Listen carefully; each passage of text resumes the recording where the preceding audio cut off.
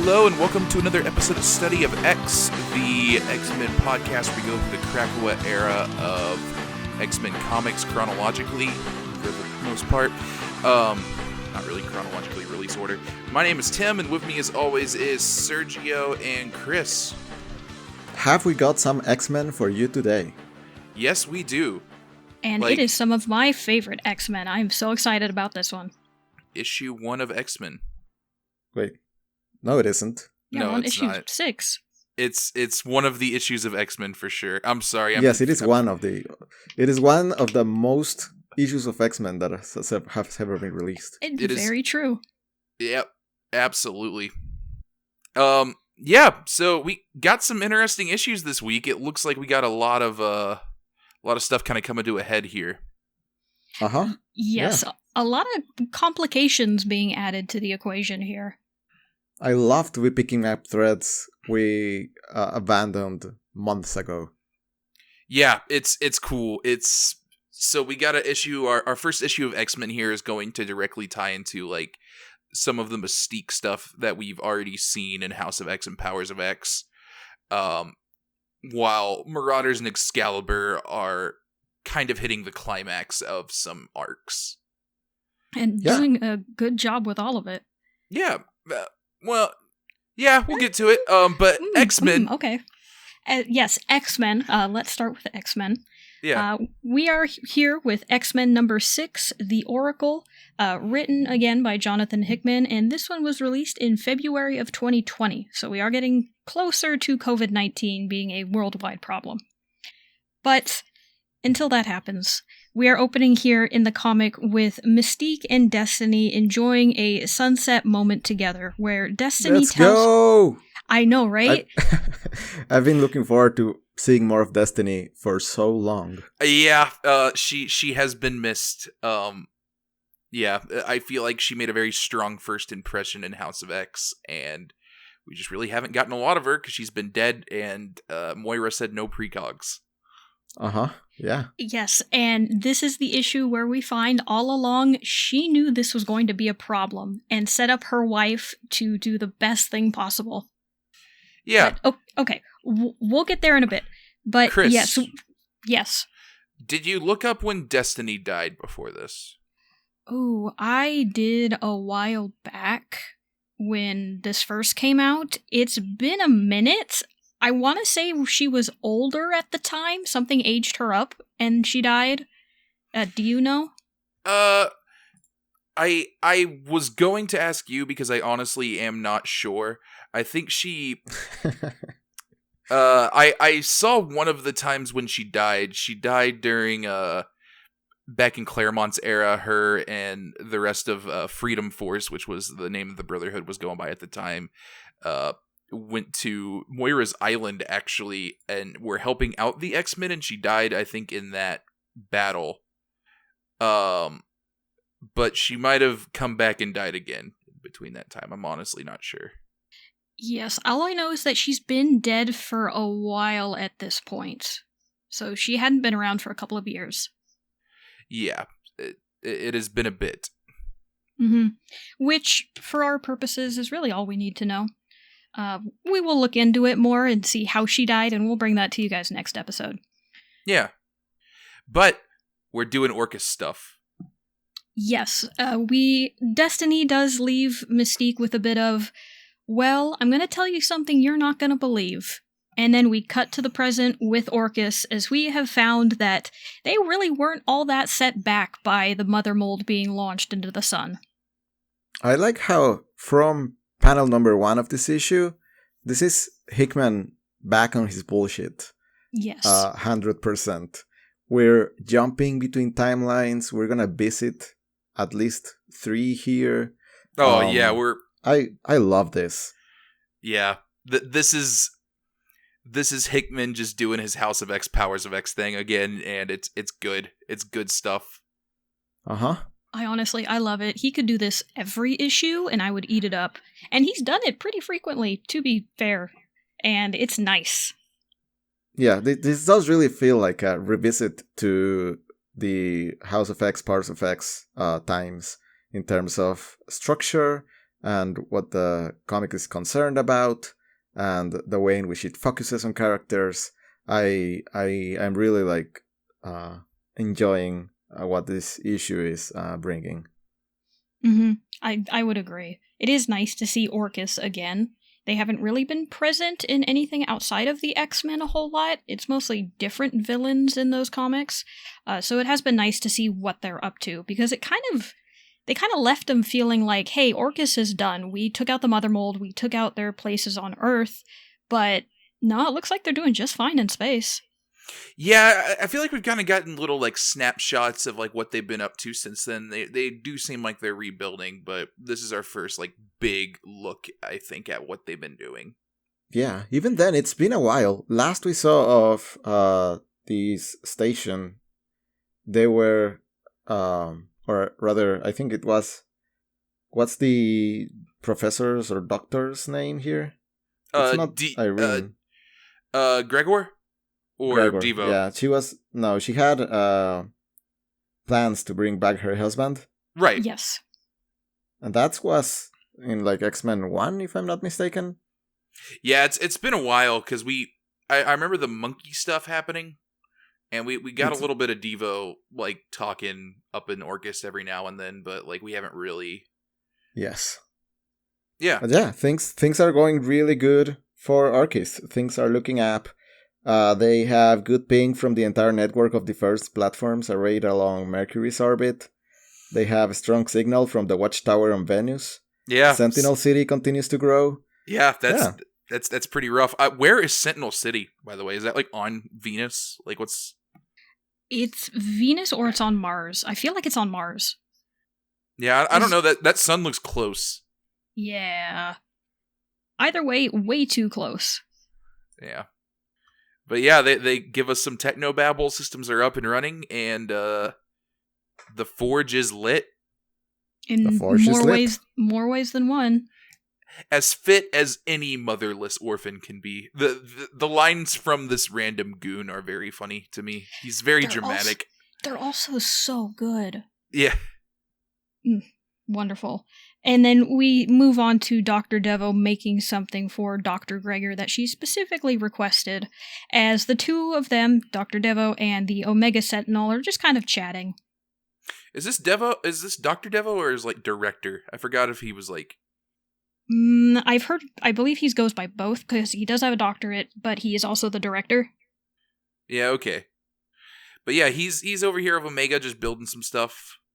Mm-hmm. And they call for a coroner to bring something to Gregor. Yes, whatever he's working on. Apparently this is a rib from Omega. Wait, is it?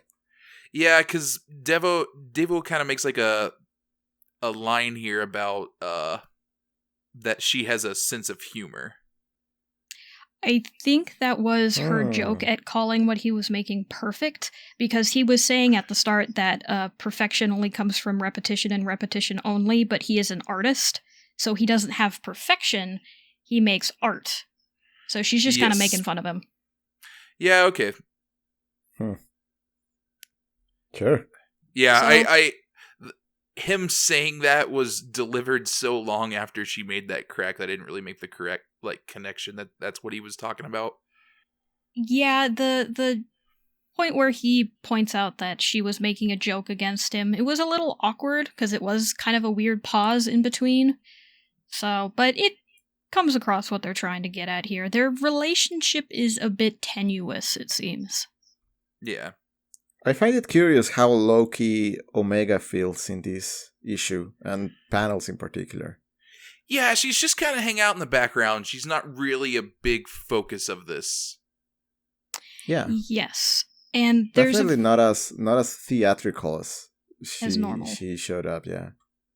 Yeah, and I'm wondering here how much she notices, because spoilers for a couple of pages ahead, the courier that is taking this piece of equipment to Dr. Gregor is actually Mystique. And you do see Omega Sentinel here watching after the courier as they walk away. So I don't know if she gets the feeling that something is off, or is just doing that for the sake of, watching them.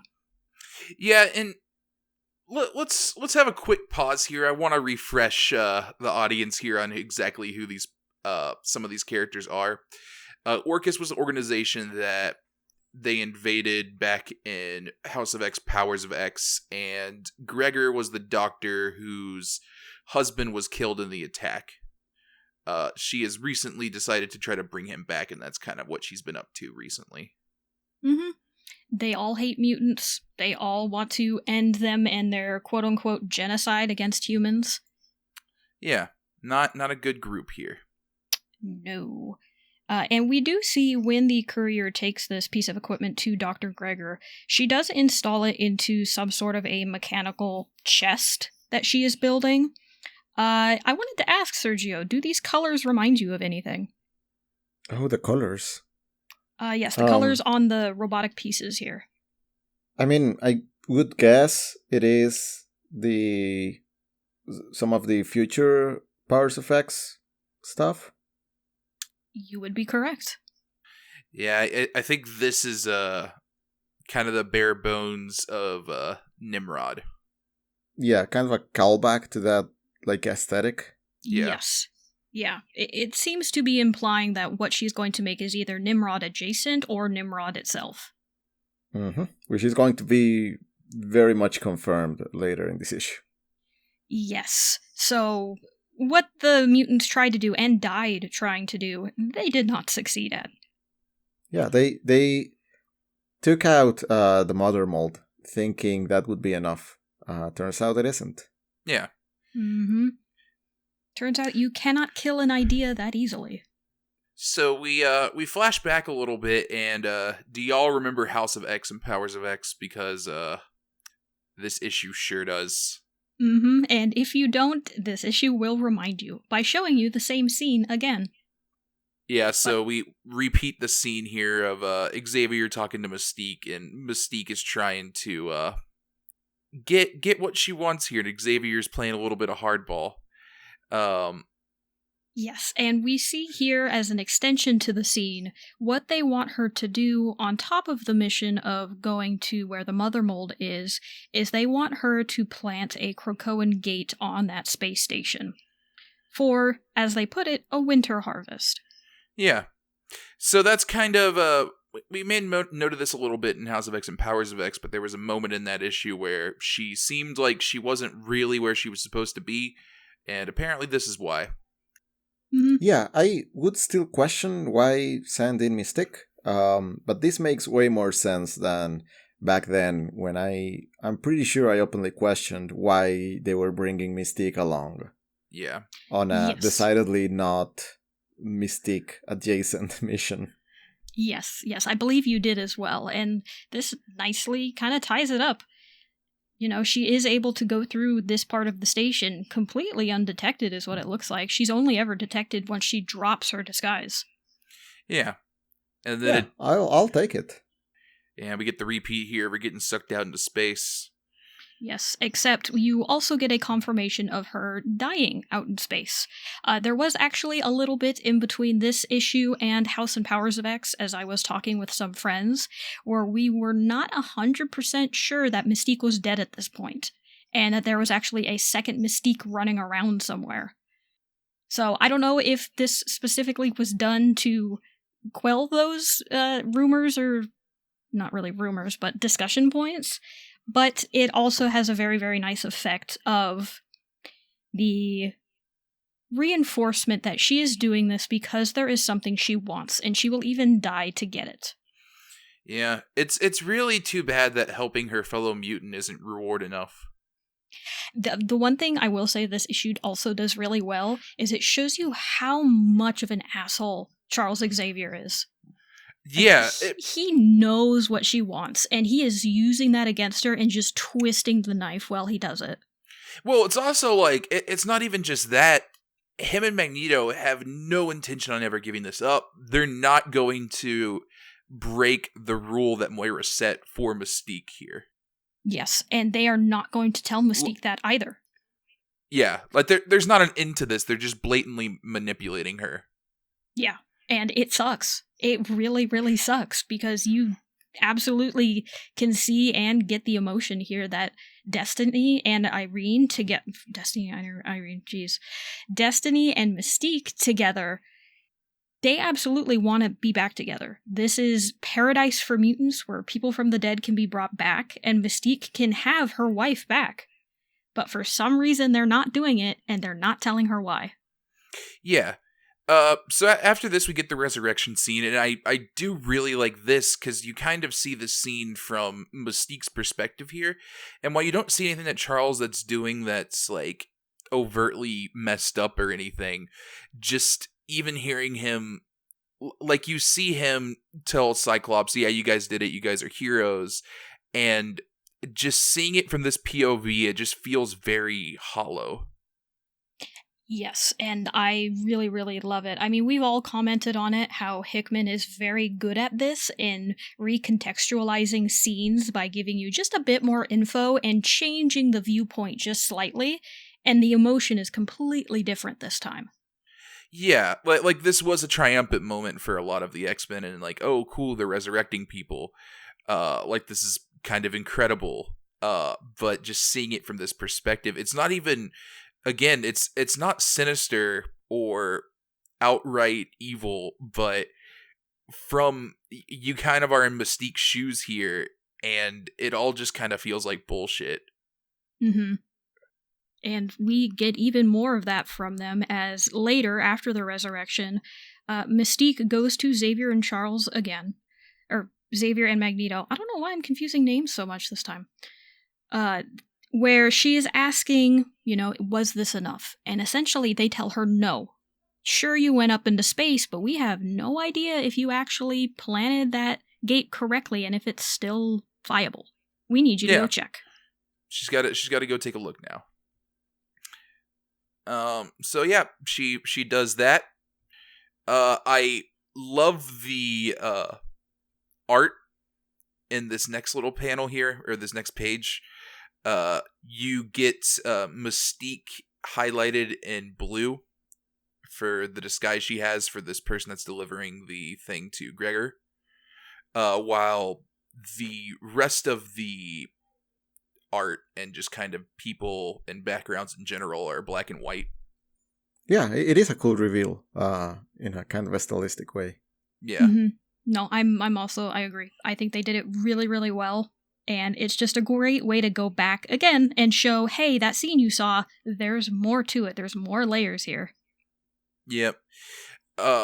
So that's really cool. She sees Nimrod, who seems even further along, pulls out a knife, considers killing Gregor, and thinks better of it, and goes back to Krakoa, where they immediately ask why she didn't kill Gregor. Mm-hmm. Yeah, it's almost as if she knew more than they do. Exactly.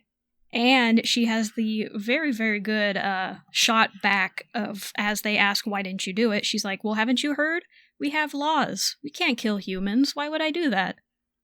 Yeah, and just gets admonished for this. And I don't know. I don't know if they would have punished her if she had killed her, but this absolutely feels like a lose-lose for her. Yes, I don't think she actually cares about the laws themselves. She did this knowing that, one, it would be something else for her to accomplish for them and hopefully meet whatever criteria they're holding against her to bring her wife back. And two, she knows that this would really, really bother them, and they have bothered her, so it's just kind of equal at this point. I kind of love this, how she's just calling them out on their bullshit. She's like embodying everything I've complained about in terms of like the hypocritical portrayal of nation making in Krakoa and the ideology behind Magneto and Xavier kind of doing their, masters behind the shadows, like orchestrating everything behind the curtain, while again promoting Krakoa as this paradise for mutants, which seems to be, just enough of one, but there's a really dark undercurrent going through this, and I feel like I really like this issue because we see how the cracks begin to form more than in any other thing we've read. There's not been a threat as existential to what makes up Krakoa as a concept than Mystique calling them out like this right now and having the knowledge that she does. Yeah. Mm-hmm. No, I like the way you put that. And yeah, you're right. She does fully embody here the problems that Krakoa can and probably should run into at this point, because she's valid in all of her points.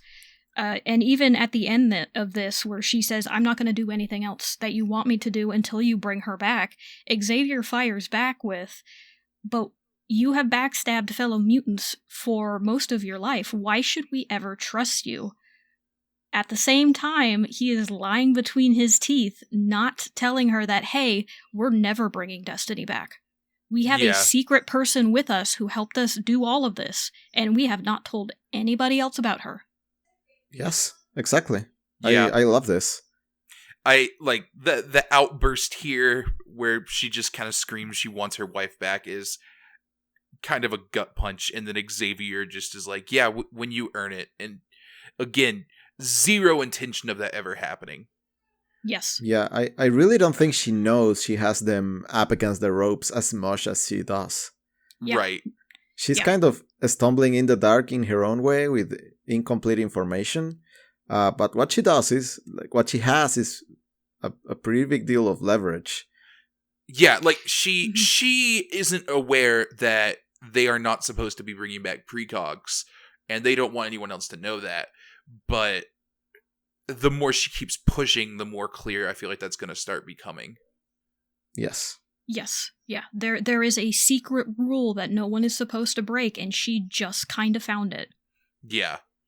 And that's just like what Krakoa is, right? It is constructed around the notion of there needing to be absolute secrecy and a level of control that is only known by a very, very small subset of people, while wearing a veneer of like naive liberal democracy.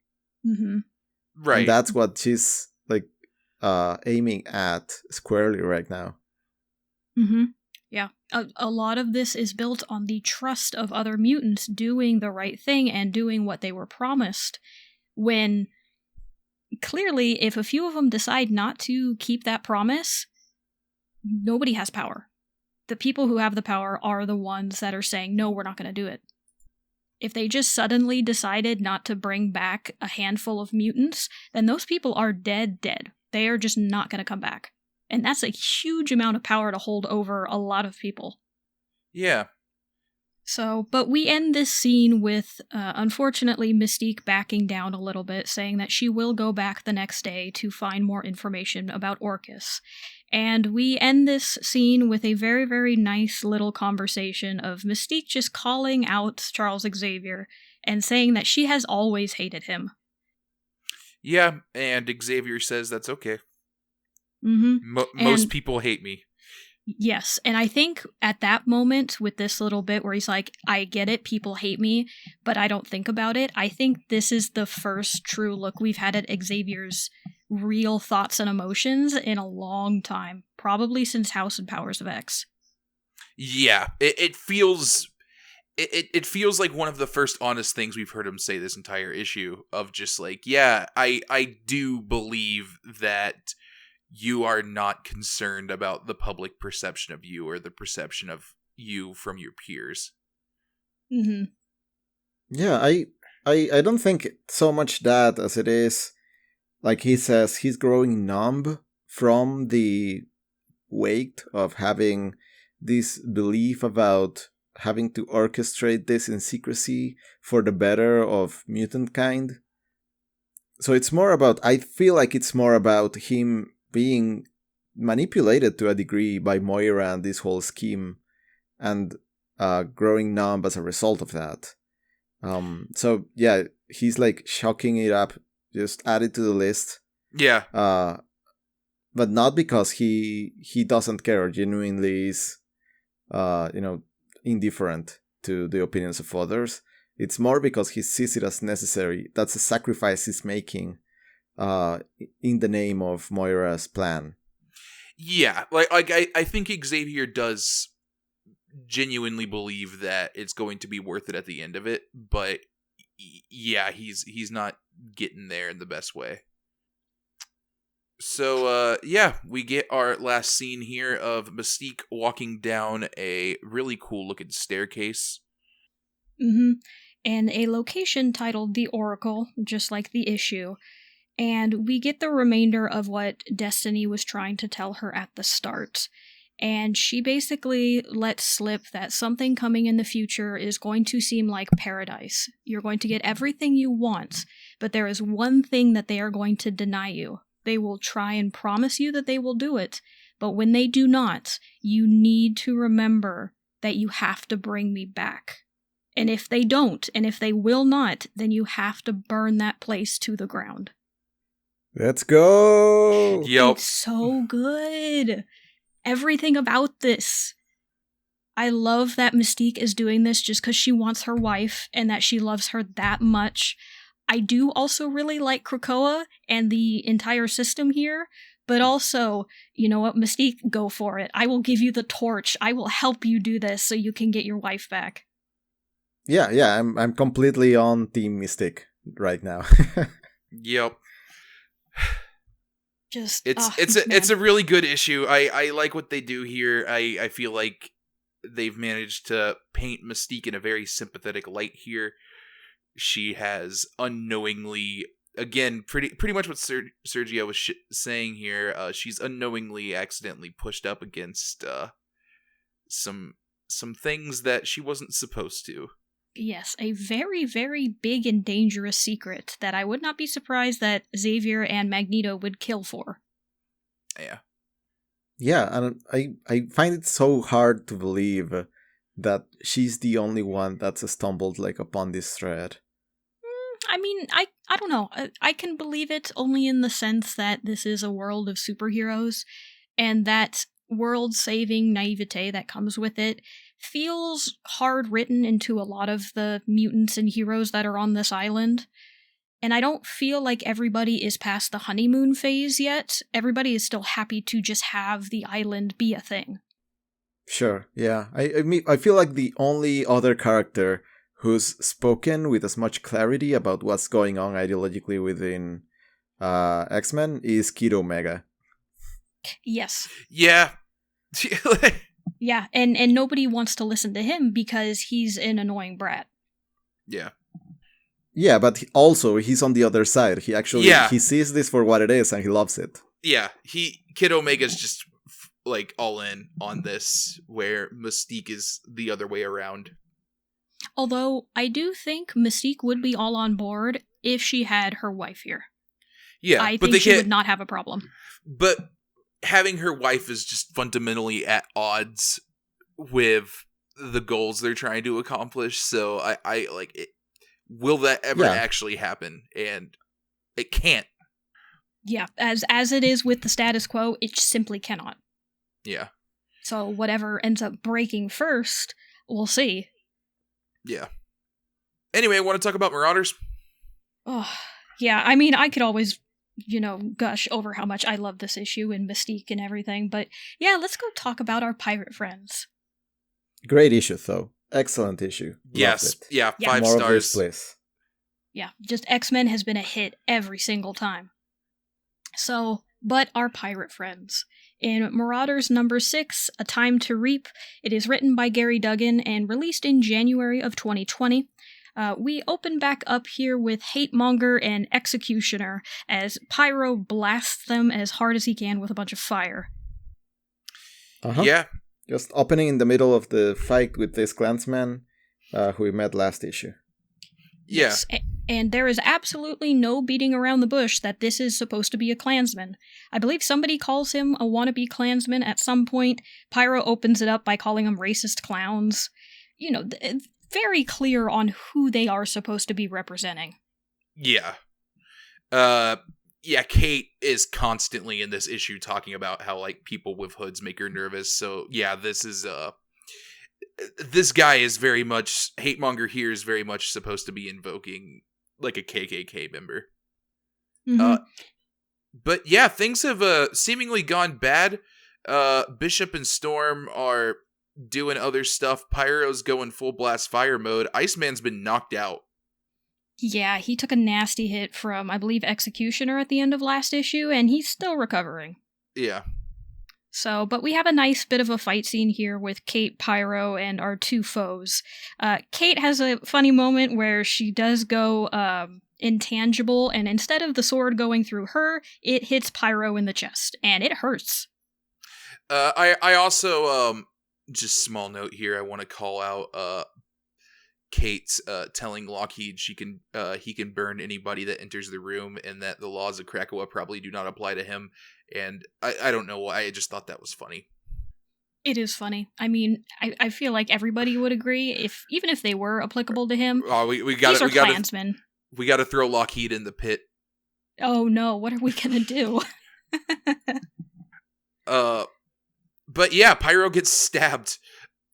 Yes, and it burns for a reason, because inside that sword was a very, very tiny Yellow Jacket, who is now piloting a small ship through Pyro's bloodstream.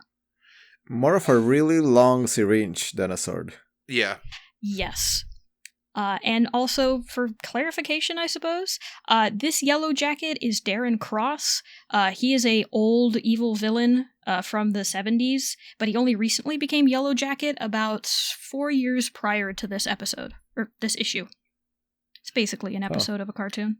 Yeah, this guy has less appearances than you would think of. Do you know what this dude, kind of funny, was in the first Ant-Man movie as the main villain? Yes. Yeah. So for a got some star power here. Oh yeah, gotta tie it into that movie, get the movie bucks. Yeah. So, but not a whole lot about him. He was mostly an evil millionaire for a very, very long time and just kind of hated Scott. And then at some point in a more recent storyline, he fought Scott, had a hired mercenary, and stumbled onto the Yellow Jacket costume and took it for himself. This is Scott Lang we're talking about, not Summers. Yes, Scott Lang. The Ant-Man, not the mutant. Yeah. Right, so this is not a mutant. No. This is the suit doing the technobabble stuff. Yeah, the suit can make him tiny. He's basically one of many evil Ant-Man we have running around. Mm-hmm. And then we cut back to our Saturday morning villain kids. They are the ones that planted the Yellow Jacket insertion to gather intel that they can sell on the black market. Yeah. Mm-hmm. Just some nice, villain exposition here for our benefit. Yeah, they want to keep the juiciest bits to themselves. Yeah, while selling the rest of it to other people, make some money off of it. Doesn't seem like a terrible plan. Seems to have relied on Executioner stabbing someone, though. So, glad that worked out for him, I guess.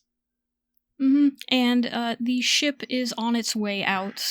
Shinobi here is going to pilot it. Storm is trying to help him out. And Kate is still keeping Executioner and Hatemonger busy. But only for a little while, because she is going to very quickly jump ship onto another nearby ship. Uh-huh. Yeah, and this one has some more people on it, specifically Donald Pierce and Chen Zhao. So Chen is the woman that we saw earlier who had the husband that was a... mutant cultist? Yeah, yes. the mutant fanatic. Donald Pierce here, this is an older character. Yes. He was part of the original Hellfire Club with Sebastian Shaw and Emma Frost. I forgot what role he had in it, but of that group, he was basically the only one that wasn't a mutant. Yes, he is a cyborg. Yes, he was the White Bishop for a very long time. Yeah, he would later go on to, I believe, lead the Reavers, which is just like a group of like mechanical people. Mm-hmm. But in general, really, really hates mutants. Yeah. I guess wasn't a big fan of his time with Sebastian Shaw. I mean, do you blame him? Yeah, I would not either. Maybe, not enough to turn into a massive, wow, all mutants are like that, and, awful racist. But, He's the villain here, clearly. So, and he also apparently is on a diplomatic mission to Madripoor, as he is Madripoor's ambassador to the United Nations now. Yeah. Kate not very persuaded by these arguments. Yeah. No. They tell her this is like an attack on their sovereign nation and whatnot, and Kate says, "Yeah, but I have a sword." Yeah, I have a sword. You hired a clansman to fight me. Come on. Yeah. And a very, very fun little bit with Mrs. Zhao here at the end, where she says, "This is an attack of aggression against our sovereign nation." Kate fires back, "Last week you were a citizen of China." And then she says, "Last month your country didn't exist." Which, touche. Yeah, there's a fun bit after she throws Pierce on the ground where Zhao tries to claim she has diplomatic immunity, and Kate just punches her in the nose. Mm-hmm. No, utterly justified. Yeah, it is kind of silly that she expected that argument to work. But that is a pretty decent comeback. Yeah. Yes. So, Storm and Pyro show back up. Hatemonger is going to throw some grenades at them, but Bishop takes care of it and just knocks both of them off the boat. Storm handles Donald Pierce, and then we have Miss Chen Zhao just thrown over. Yeah, I want to point out something here. So Hatemonger kind of gives away who they're working with when he says for Verinde, I believe that's how you pronounce it. Did Hatemonger become like a true believer of like these fucking kids? I guess. Or he just really likes the saying, which is, the people to be feared. And I mean, he is very pro humanity over mutantdom, because he makes reference to that all the time. But I could see a bit of both. Maybe not the kids directly, but their goal. Yeah. I mean, I would believe he's easy to manipulate. Also, yeah. Yes. I could buy that as well. This doesn't work out super well. Bishop just absorbs it and he sends it back at him. But these people get thrown off the boat. Just all of them. Mm-hmm. Very, very easily. And with that wrapped up, everybody just kind of comes together and plans about what they're gonna do. It looks like this ship that Donald Pierce was on was full of that Russian armor that takes away powers, so that's something to investigate. Kate plans to take all of this armor to Island M, where hopefully Forge can look into it, because as Storm alludes to, Forge likely was the one to make them in the first place. Yeah. Do you know any of the history about that? I feel like I might have talked about this on the podcast before. You did talk about it briefly a couple of episodes ago, where Forge has been around for a while, and he's made weapons for all sorts of governments. Yeah, so I kind of made this note too, but so specifically, do you remember when I mentioned that Storm spent a lot of time depowered and using a knife as her mutant ability? That was due to something Forge built. They were kind of sort of dating at the time, and that ended that real quick. Ooh, yeah, that does not sound like it would go well. No. Forge is lucky he did not get the mutant power of knife stuck into him. Yeah, she was not very happy about it. So, and she's still not that happy about it, because she says if Forge doesn't need these, or he cannot figure out a solution to them, she will break every single piece herself. Yeah. So, but Kate, not being able to go through the gates, will take the boat. Storm is busy with council business, so she cannot stay, and Iceman has very, very important business, being a guest judge on Drag Race this week, so neither of them can watch her, which she says is fine. She's shown to be very capable, so she doesn't really need a babysitter. Yeah. Yeah, I'm sure nothing will happen. Everything will be fine. Yeah, definitely no Sebastian looking sinister in the background a couple of issues ago. This will be okay. Mm-hmm. But that takes us into our data page. All right, Sergio, where does this rank on data pages? Ooh. I missed the X desk. Give me my X desk back. I miss the X desk too. I'll agree. I also really miss the X desk. She's on leave. She's on leave. Her mother. Yes, that's something I want to point out. Yeah. Yes. She doesn't have time to be doing this right now. Yeah, they did warn us last issue. Yeah. So this is the Verendi sublog from Yellow Jacket here, where he it'll have to do. yeah. So yeah, this is a log of Yellow Jacket's observations from inside Pyro. And yeah, it's Pyro just Being doing who some you thought he'd be. Yep. He finds a closet with an all-white wardrobe. Yep. And a very large closet. Yes, that keeps going and going, and Bishop is even impressed. And then, of course, instead of doing anything actually important, he just chills and watches Rick and Morty for a while. Yeah, there's a really... I like this data page. There's some funny parts where Yellow Jacket seems convinced he's going to see something important, and then it's just like, it's a nail salon. Mm-hmm. Like, yeah. Yeah, and maybe a poor choice of target where Yellow Jacket ended up. Yeah.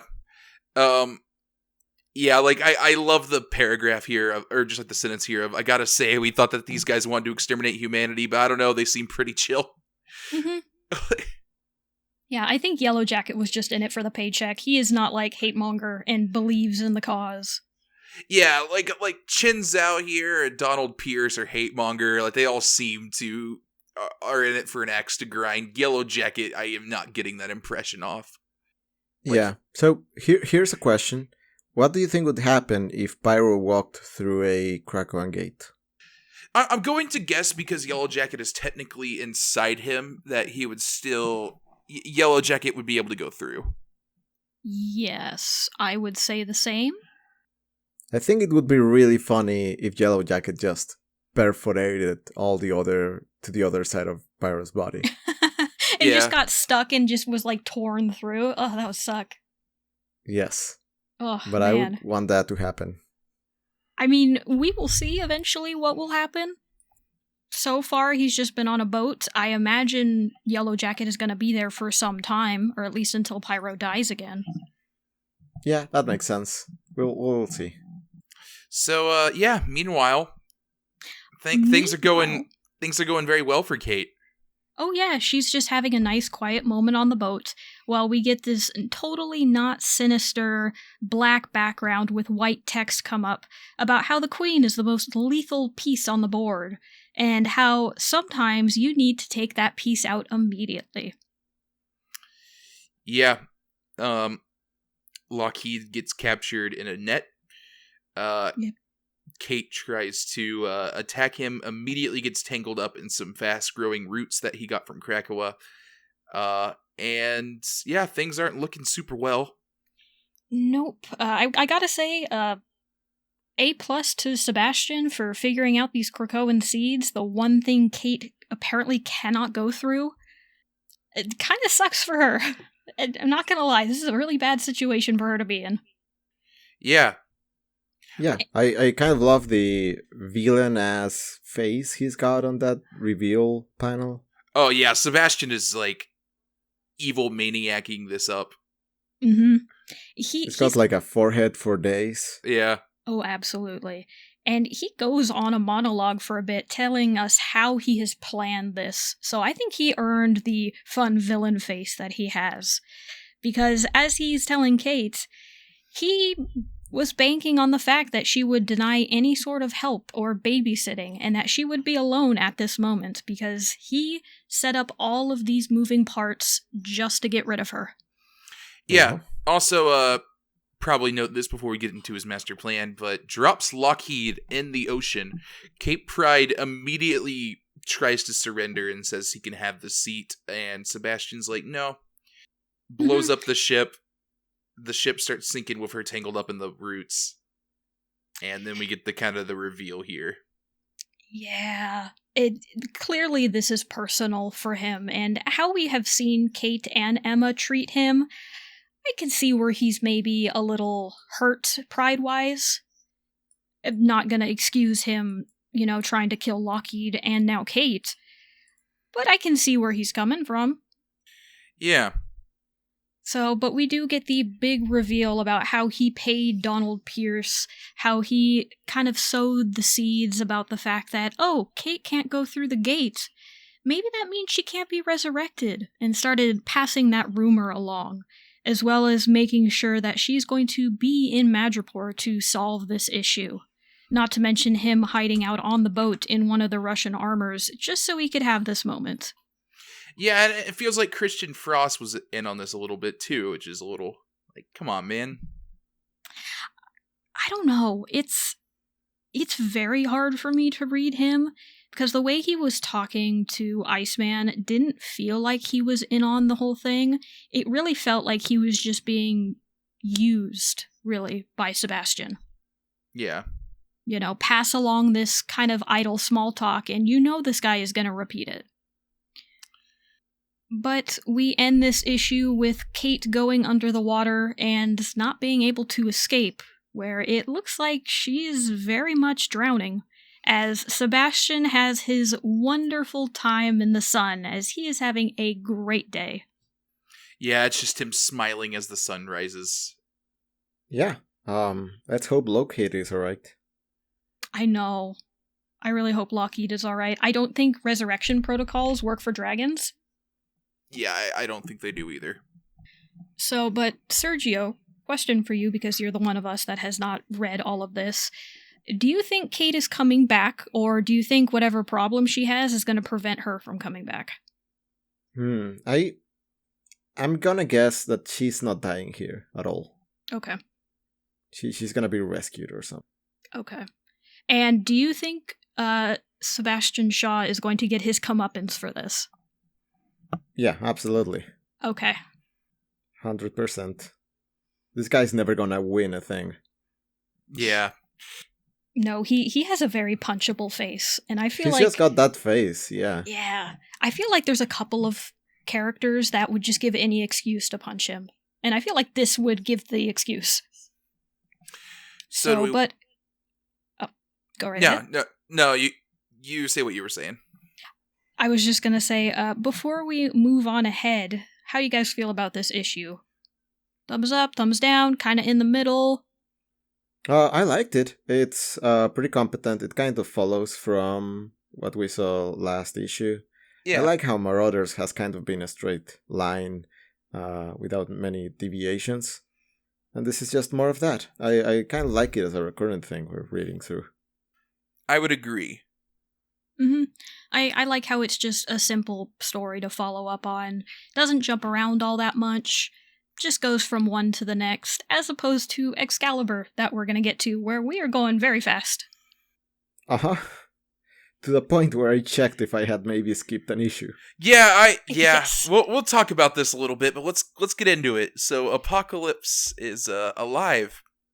Yes, for Excalibur number 6, verse 6, Watch the Throne, written still by Teenie Howard and released in January of 2020, we are opening right up to where Apocalypse is immediately brought back to life.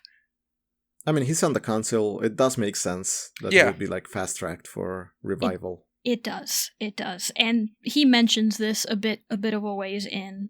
So a nice little perk, you know? Yeah, he's Apocalypse. Yes, he is Apocalypse. And we also get Jamie Braddock back here, as he and Apocalypse apparently have stuff to do. Yeah. Which does not bode well. No. Neither of them have been necessarily good people. We also have Charles Xavier kind of admonish Apocalypse here a bit. Just being like, hey, a little bit disappointed in how you did this. Don't do that anymore. Mm-hmm. Yeah, he's specifically referring to how Apocalypse is taking advantage of the revival mechanism to do whatever he's trying to do. Yeah. But it feels like Xavier really doesn't know anything about what's going on. No, Not a single mention of it. He's just kind of letting Apocalypse do his thing. But yeah, Apocalypse is in league with Jamie, I guess. Uh-huh. Yeah, and we're gonna find that out soon, but first, we have a detour to a data page, and I'm gonna admit this is on the lower end of data pages for me. I don't get it. I'm not sure what the heck is going on here. Sergio, can you make heads or tails of this here data page?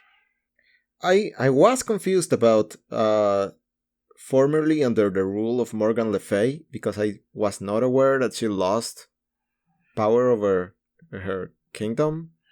Yeah. Yeah, that was very confusing. A lot of this is, I kind of get the gist of it, where Morgan Le Fay had territory. King Jaime the Mad came in and has been fighting for control of it.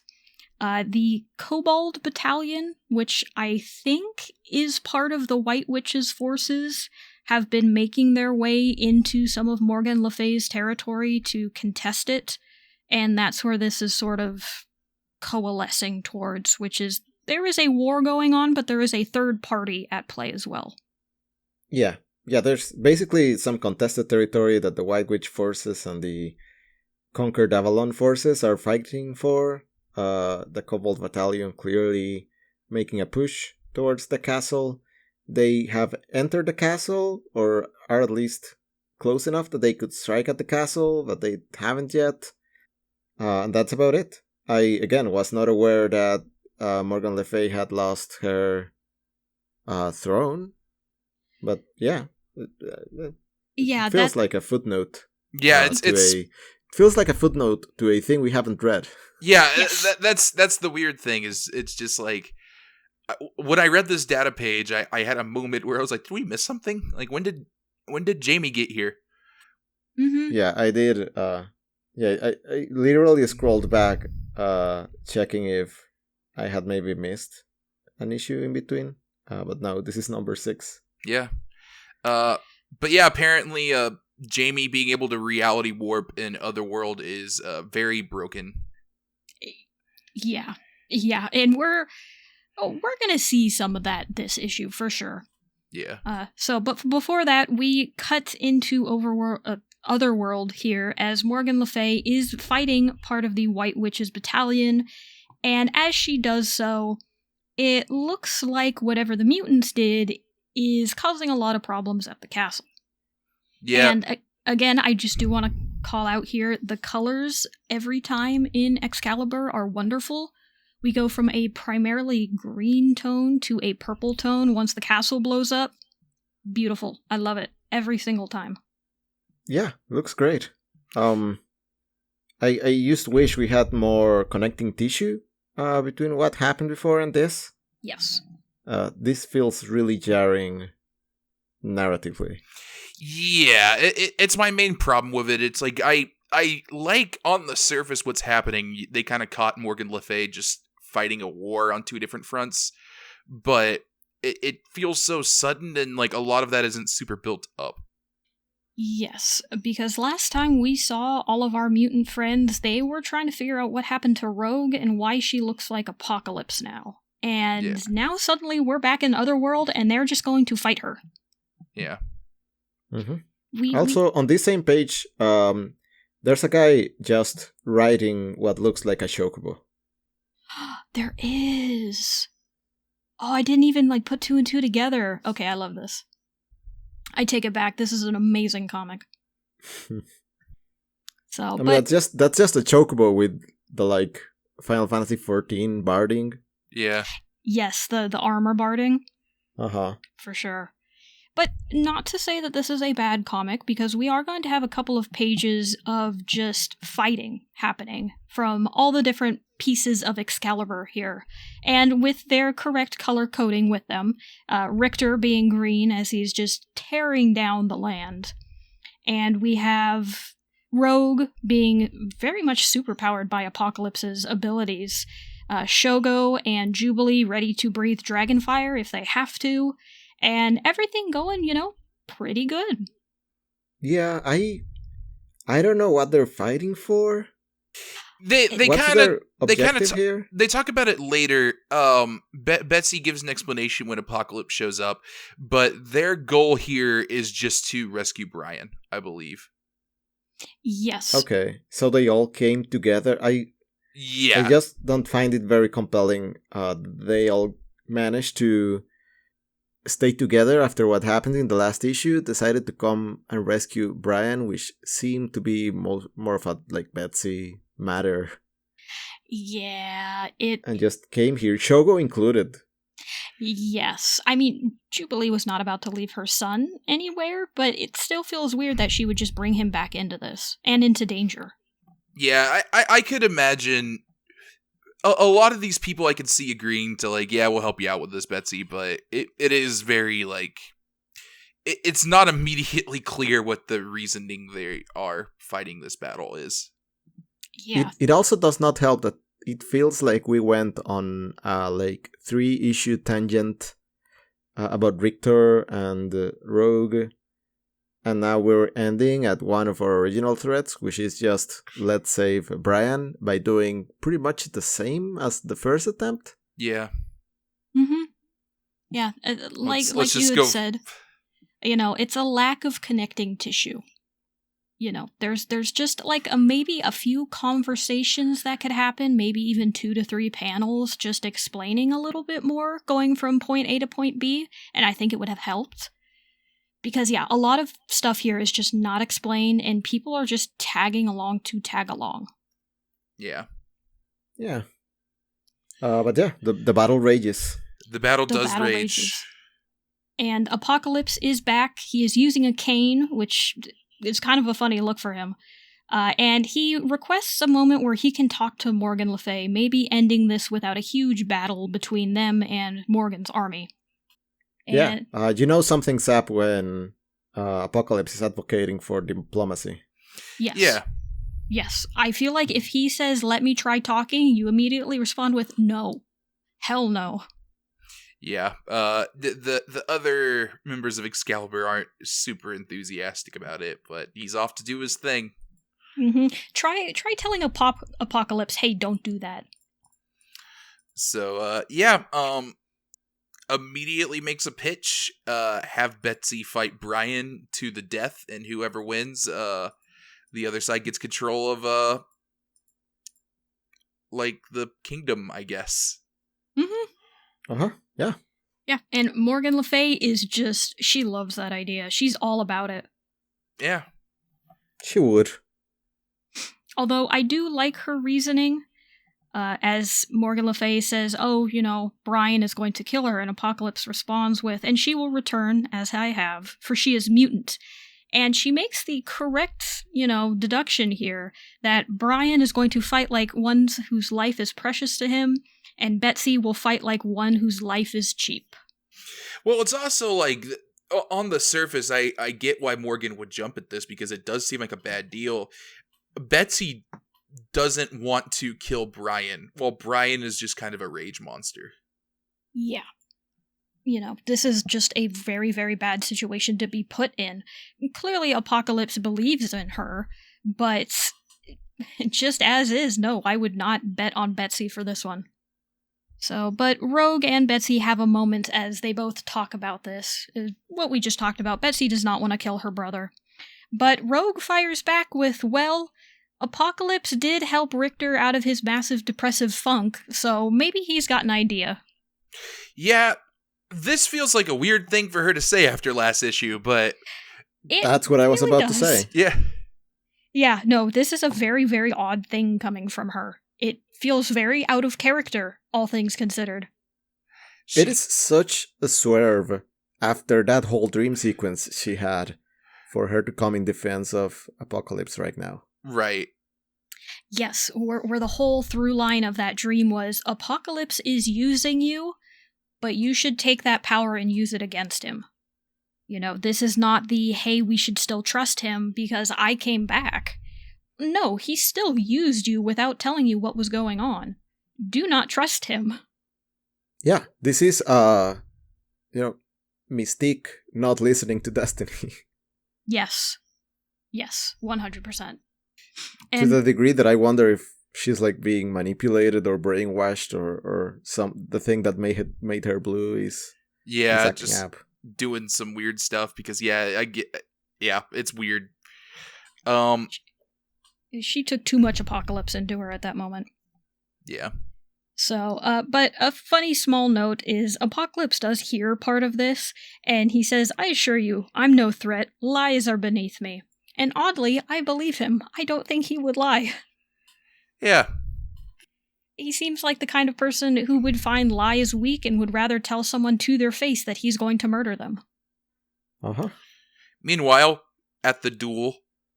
Yes, we're going to cut directly to the duel. No pause, no time to breathe. We're just going right at it. And the duel starts after 2 panels. So we're jumping right into it. Yeah, so they make the rules clear. No yielding to the death. Go for it. Yep. And the only thing to note here really is that Apocalypse does tell Jubilee that he may need Shogo's dragon fire and not to worry about the consequences, but to be ready just in case. Yeah, and this goes about, it's a fight scene with 2 people that care about each other, but one's brainwashed. Betsy tries to get through to him. Brian's not really having it. Yes, and in a weird moment, she tries to wrestle Brian's sword away from him, and he just completely and fully impales himself on said sword and dies. I don't know if he impaled himself. I think Jamie did something. And I think that's why Apocalypse was so confident about this as well. Betsy was always going to win this. Jamie was like their kind of ace in the hole here, and that doesn't break any rules. Okay. Yeah. I can see that. Yeah, I can see that as well now that you're pointing it out. Because there is a moment where Jamie is saying someone could get hurt, and that is the same panel where Brian gets impaled and also mentions Jamie's name. So you know what? I'm going to go with that too. I like that. It looks very awkward. And this whole sequence is over so quickly. All in all, there's like 7 panels worth of duel.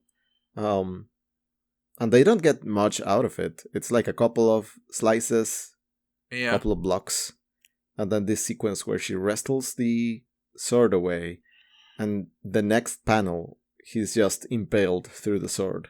Yep. Yeah, it's very awkward. It really... I can see it being intentionally obscured, but also the pace of this series is really frantic, so I don't know what to think. But Jamie being involved here does like tie into what we're about to talk about. Yes, and I honestly it makes it a bit better for me how the fight ended if this was Jamie actually doing it, because I thought it was just those 2 fighting and he just impaled himself, because that has happened in that trope before. So it wasn't that far out of the realm of possibility, but Jamie doing it makes it better. So, but to tie all of this together, as part of the results of Betsy winning this duel, is that Morgan Le Fay now has to bend the knee to King Jamie Braddock of Avalon. Oh, also Jubilee, has Shogo light everybody on fire. To kind of clear the room. Yes, teach your infant son how to murder. Yeah. So, Apocalypse put Jamie on the throne. Yeah, and I'm sure that's gonna go well. So he does revive Brian. Yes, he does revive Brian, and also immediately jails Morgan Le Fay, even though she did not pick what option she wanted. She did have the option of exile, but he chose for her, so she really didn't have a choice there. And because Jamie is incredibly strong here in Otherworld, he just brings Brian back to life with a boop on his forehead. Yeah. Some hesitation. Betsy kind of has to really goad him into it. But yeah, Brian's back and not a bloodlust monster. So good for him. I hope he keeps the armor, though. It's cool. It's a bit too much for me. Yeah, That's fair. Very... too evil Fire Emblem general. Yeah, see, that's why I love it. It fits right in with, the enemy general of Fire Emblem that you fight right before the final boss. Yeah. It's great. So, but Betsy does question why Apocalypse made Jamie, of all people, the king of Avalon, and he has a very good point here. Jamie is incredibly powerful with changing reality. He's related to Captain Britain, Betsy, and Brian, and also has ties to Otherworld and the human world in Britain. Yeah. This is a very, very correct move to make. Possibly very willing to go along with whatever Apocalypse says too. Yeah, like I don't know if Betsy and Brian would have been like, yeah, let me go on the throne, but like Jamie, absolutely. So yeah, he's an Omega level mutant as is, and apparently being in Otherworld makes his powers stronger. So yeah, maybe the good call. Mm-hmm.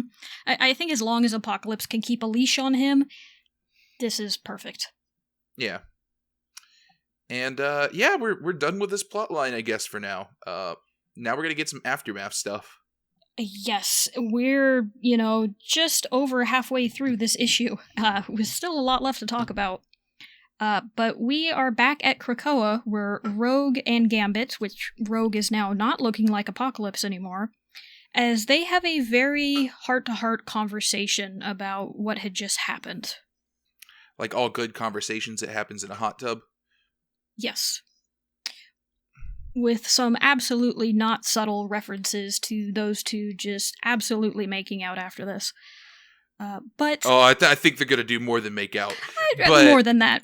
Yeah, that was a very tame description. Yeah, like try to keep it as PG as possible, But interestingly enough, with this whole conversation, is Rogue essentially explains that she has come to the conclusion that she does not want kids. After everything that happened, she had a dream at one point that people were trying to see if she could have a child, because the way her powers work, if she touches someone, she drains their life. So her having a kid is always going to be a risky gambit. But she comes into her own and realizes, no, this is not something I want. I think I'm okay with the way that I am. And having reread, the past issues as we talk about this on the podcast, I'm now realizing that in her dream, where the energy was coalescing in her stomach in a clear allusion to pregnancy, was leading to this, and is honestly a more introspective and touching moment than I was expecting from Excalibur so far. Yeah, I feel like this is not a conclusion we see a lot of women characters kind of come to in like a media thing like this, so it was kind of a cool thing to see her just being like, yeah, it's maybe not for me. Yes, yeah, and there is that aspect of it as well, as most women in, fictional media, if they do have kids, it's something that they want, and it's something that, you're supposed to aspire to. So to have Rogue be like, you know what, I think I'm okay. I don't want that for my life. Hey, I'm happy that this is something that a character is able to explore. Yeah, I guess I don't see the connection, like thematic connection between what we've seen so far in Excalibur and this conclusion in particular.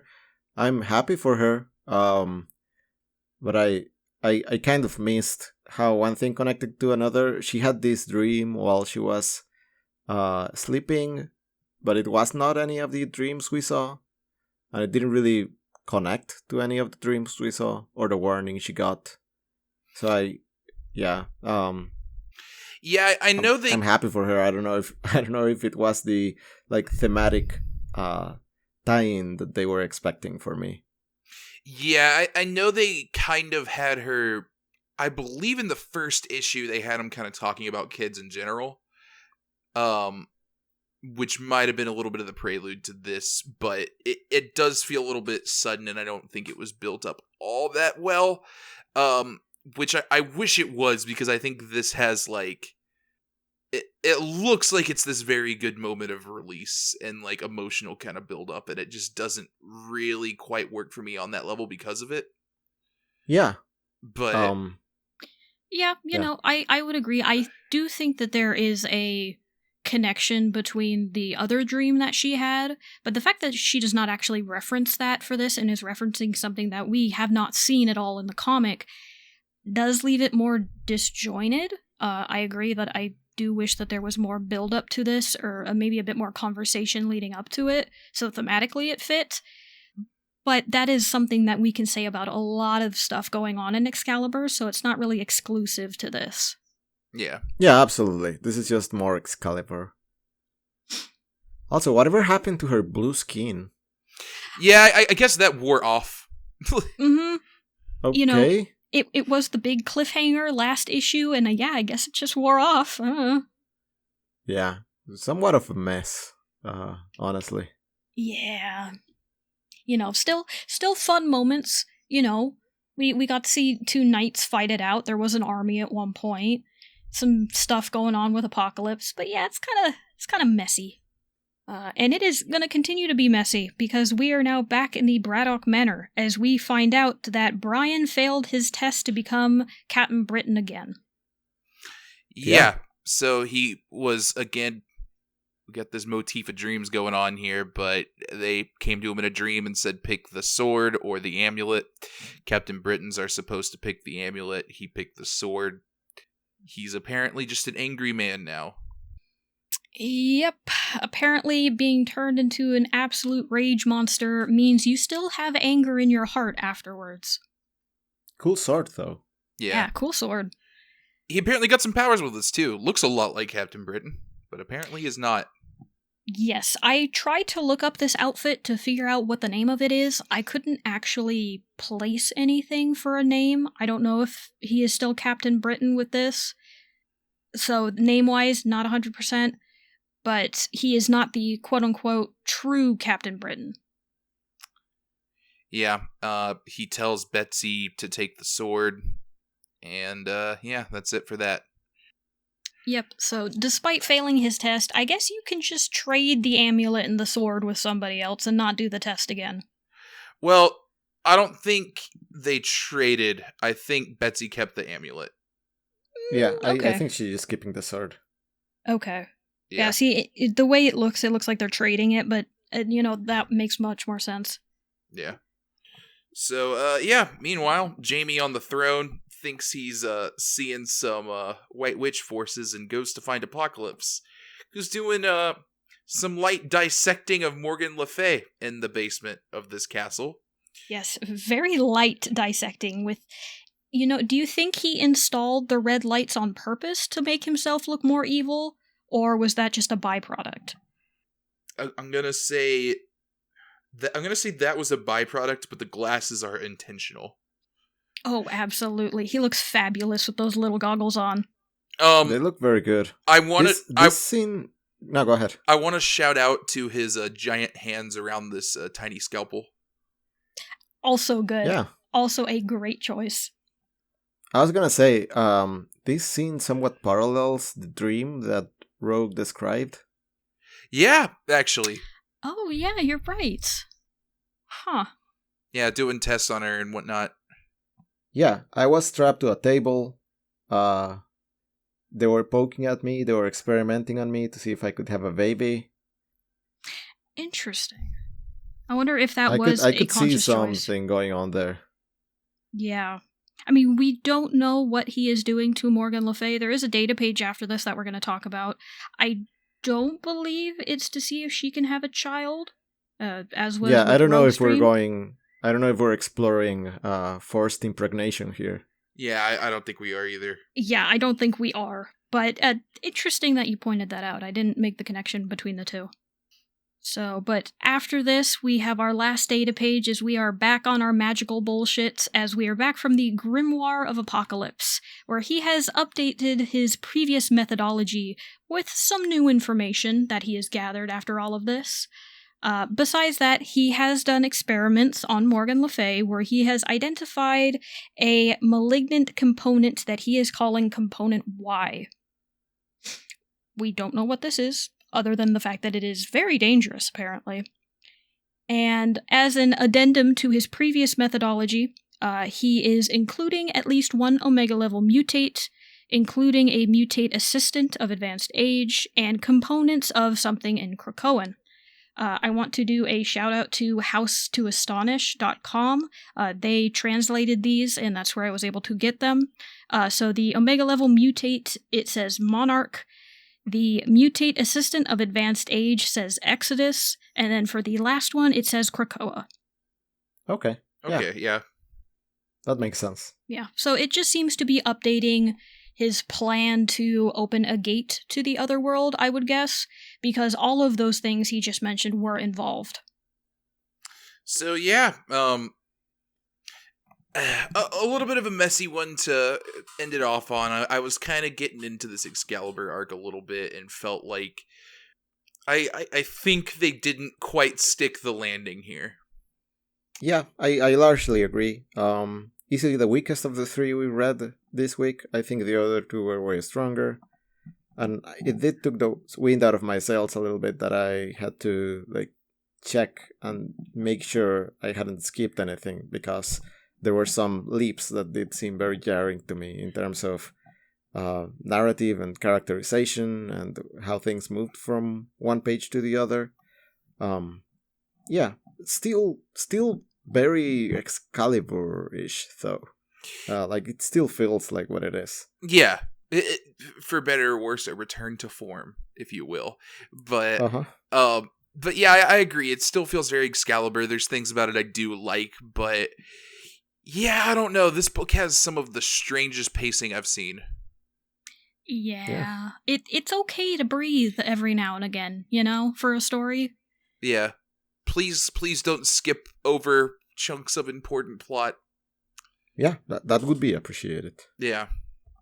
Yes. Will it happen? We'll find out in 2 episodes when we get back to Excalibur. Yeah. So, but I suppose that wraps it up for today. What do you guys think? Yeah, it will be it. In next episode, in 2 weeks from now, we will be just talking about New Mutants number 6, X-Force number 6, and we will be discussing the conclusion, the epic ending, the finale of our favorite comic, Fallen Angels number 6. Earth-shattering revelations, world-changing events. I'm sure that the ending of this can be talked about for years to come. Absolutely. Yeah, I cannot wait. Hopefully, I am genuinely hopeful that they maybe turn it around a bit. Yeah, I'm hoping so too. I'm gonna remain optimistic. Yeah, until my eyes are on the issue, I'm expecting good things. Yeah. I wish I had that level of optimism that you two do. I'll just put it that way. Just one more time. Just one more time. Man, just one more time. Okay. Yeah, exciting to read. Whatever comes next after Fallen Angels, whatever replaces it. Yes, and speaking of, we are going to update our reading order fairly soon after this episode comes out. So once that hits, we'll have something up on our social media, and we'll have next episode to talk about it, where we're going to head next now that Fallen Angels is done. It's going to be a bit of a mess, just a warning. But the lore masters are still hashing out our schedule. Yeah. We're crunching the numbers, we're figuring out where the dates go. So, but to wrap up this episode, if you have listened all the way to the end, thank you once again. If you could leave a review on your favorite podcasting app of choice, that would be great. It helps us to be able to find new listeners and hopefully new readers of this wonderful series of comics. If you would like to follow this podcast on social media, just look up Study of X on Twitter or on Tumblr. We are there and we post there fairly regularly. If you have any questions, comments, jokes, your thoughts on Mystique, or anything else that you would like to send it, if you would like to send it to us at studyofx@gmail.com, and we might read it on here. Yeah. If you are looking for me on any social media, you can find me at Sawneeks, SAWNEEKS, on twitter.com. And Sergio, where can they find you? People can find me at Fireblend, FIREBLEND, on Twitter or co-host. Also, if you are going to send your thoughts on Mystique, please label that clearly so only Chris gets to read them.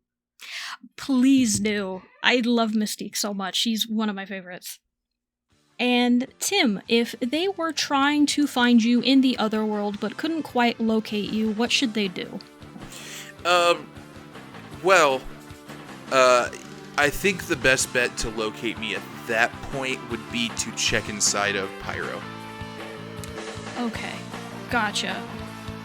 Do you also watch a lot of television and then look at people's wardrobes and marvel at how much they only wear one color? Yes. So much white. All right, well, until next time, everyone. Later, mutants. And remember, keep your force lit.